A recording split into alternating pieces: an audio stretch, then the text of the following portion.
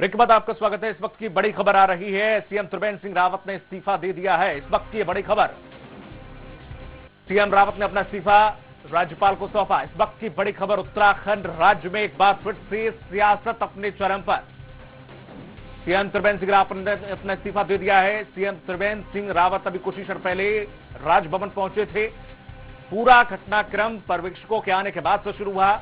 जैसे ही पर्यवेक्षक वहां पहुंचे थे, उसके बाद से लगातार जो एक तूल पकड़ने वाली बात थी कि बड़ा एक राजनीतिक समीकरण देखने को मिल सकता है, वही हुआ।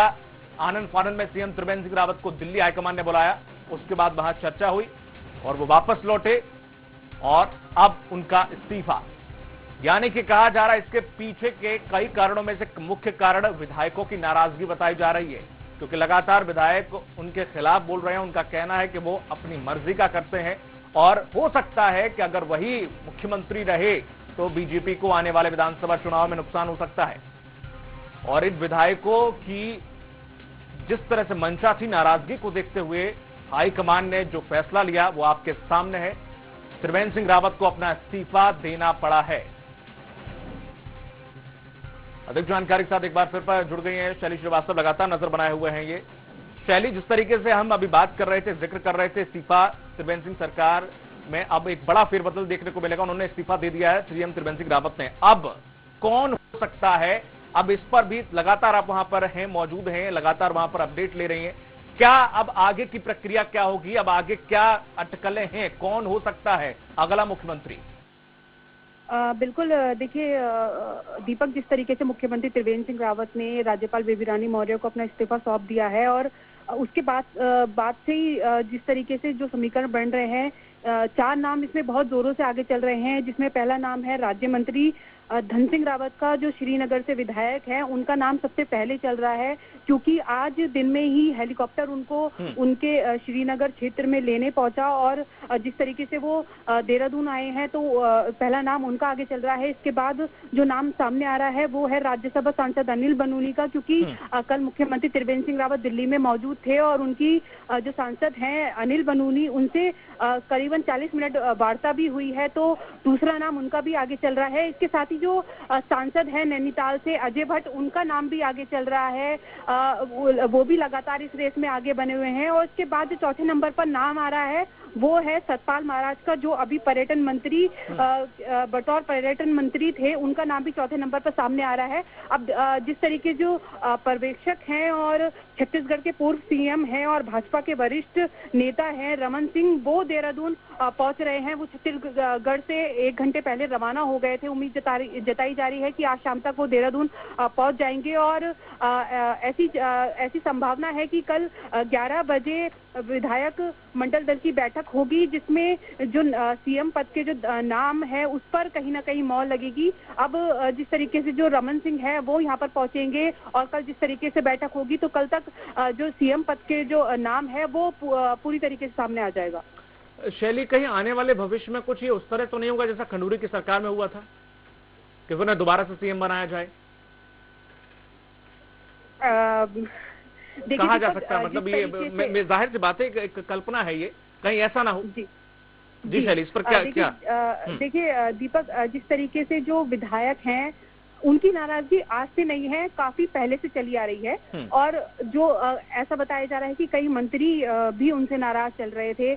अभी थोड़े दिन पहले का ही एक वाकया है जब टिहरी महोत्सव हुआ था और पर्यटन मंत्री सतपाल महाराज, जो कि बतौर पर्यटन मंत्री हैं, वो उस महोत्सव में शामिल नहीं हुए थे और उन्होंने साफ तौर पर मना कर दिया था। तो उस वक्त सतपाल महाराज की भी नाराजगी साफ तौर पर देखने को मिल रही थी। इससे पहले समय समय पर हरक सिंह रावत की भी नाराजगी साफ तौर पर देखने को मिली है, जो भी वन मंत्री हैं। और इससे पहले भी लगातार जो मंत्री हैं वो आरोप लगाते आए हैं कि अधिकारी उनकी नहीं सुनते हैं, अधिकारी उनकी नहीं मानते हैं। तो ये भी कहीं ना कहीं उससे भी कहीं ना कहीं मंत्री विधायक नाराज थे, क्योंकि लगातार जो भाजपा सरकार के मंत्री हैं, विधायक हैं, वो लगातार ये शिकायत करते रहे हैं कि जो मंत्री और विधायकों की अधिकारी नहीं सुनते हैं। मुख्यमंत्री त्रिवेंद्र सिंह रावत अधिकारियों को कुछ नहीं कहते हैं और लगातार अभी जिस तरीके से जो राज्य मंत्री हैं रेखा रे, उनका भी वाकया सामने आया था उनका उनका भी वाकई ये सामने आया था कि जिस तरीके से वो अधिकारियों को लगातार फोन कर रही थी और अधिकारी फोन नहीं उठा रहे थे, तो साफ तौर पर समय समय पर जो नाराजगी है विधायकों और मंत्रियों की वो देखने को मिली है।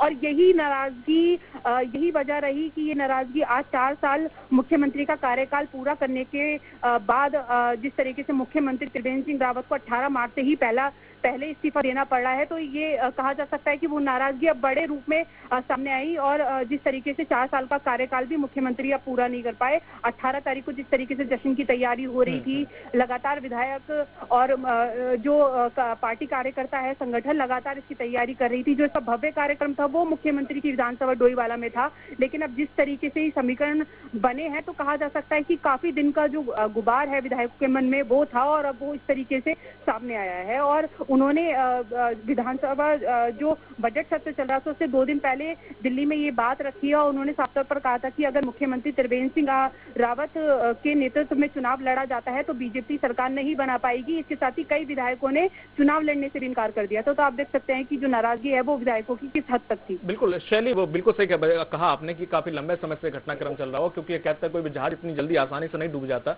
उसके पीछे कई कारण होते हैं। लेकिन यहाँ पर सवाल ये खड़ा होता है, विधायकों की जो नाराजगी है क्या वो अपनी नहीं चला पा रहे थे, ये नाराजगी हो सकती है। एक विकास को कार्य को लेकर अगर उनकी नाराजगी है तो ठीक है, और ये उत्तराखंड में विधायकों की नाराजगी का सिलसिला अभी का नहीं है, ये उनकी आदत में ही शुमार हो गया है शायद। क्या यहाँ पर जो पर्यवेक्षक थे, क्या जनता से राय लेनी नहीं चाहिए थी? जनता चुनती है सबसे पहले विधायक को, उसके बाद मुख्यमंत्री बनता है। क्या डायरेक्ट पहले मुख्यमंत्री को हटाने के बाद वो विधायक ही नहीं जीत पाए तो फिर क्या मतलब हुआ, फिर किसको मुख्यमंत्री बनाएंगे?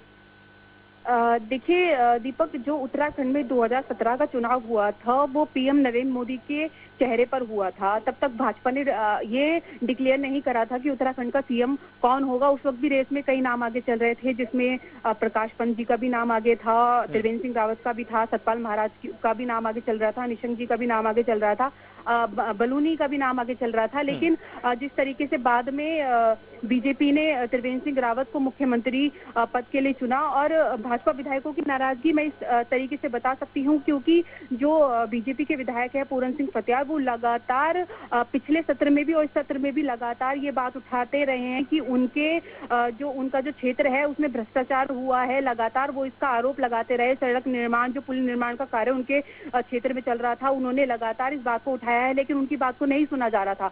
विपक्ष ने भी ये आरोप सरकार पर लगाए थे कि उनके ही विधायक उन पर आरोप लगा रहे हैं भ्रष्टाचार का, लेकिन सरकार अपने विधायकों की नहीं सुन रही है।